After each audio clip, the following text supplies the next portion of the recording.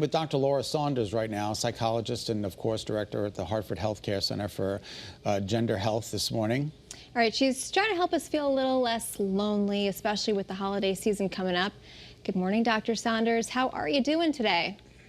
I'm well. Good morning, Caitlin and Scott. You know, we were just doing a story. I was doing a story at a delicatessen the other day, and the woman was talking to me. She said it's a little upsetting to her because she used to have teams of people at her house and teenagers and adults, and now it's down to 4 people. And, you know, she said the holidays can get a little depressing because you remember what was and what is. And so, you know, how do you combat that?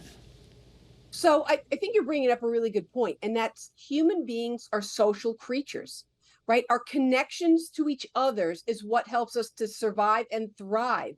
Yet sometimes as people age, they become more alone or more disconnected. That's through losses, that's through people moving away. So it really leaves us very vulnerable to social isolation and loneliness.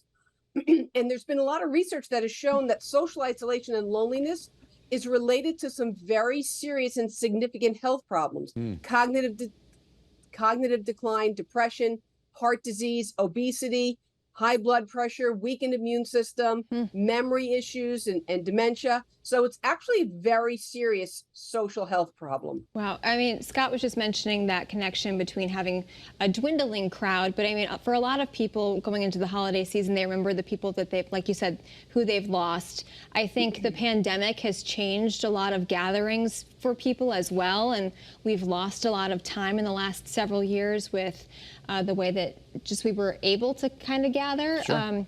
What's the difference, do you think, between feeling that isolation or feeling loneliness? So that's a great question. So yes, we've been through a global pandemic for the last almost 3 years now, right? Where no one had ever heard of the term social distancing before, right? So that was like a new thing, but it created social isolation, which social isolation is that more objective separation. People were separated from other people because of the global pandemic. Now, loneliness is that more kind of internal, subjective, distressed feeling of being alone or separated. And as they say, you can feel lonely in a room full of people, and that's really feeling emotionally disconnected. So it's important to acknowledge those things. What we need to do is we need to identify those people who are most prone to suffering from social isolation and loneliness, and those who would most benefit from interventions. What effect can social isolation and loneliness have on not only mental health, but physical health? We're talking about it can really wreak havoc on a person's system. You said like obesity and heart health. Those are all issues that people should look out for, right? Right. There's some studies that actually show that loneliness and social isolation is more of a risk factor than smoking. Wow.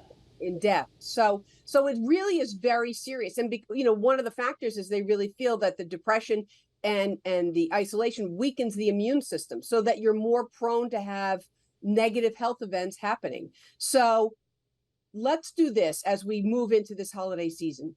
Reach out to people that you haven't heard from, you know, that aunt or that uncle or that grandparent or that great aunt or that neighbor down the road. Reach out to them, bring them a plate of cookies, have a cup of tea with them, do something to make these connections, because those connections are life-saving. And you know, those connections will actually help you as well as them. For sure.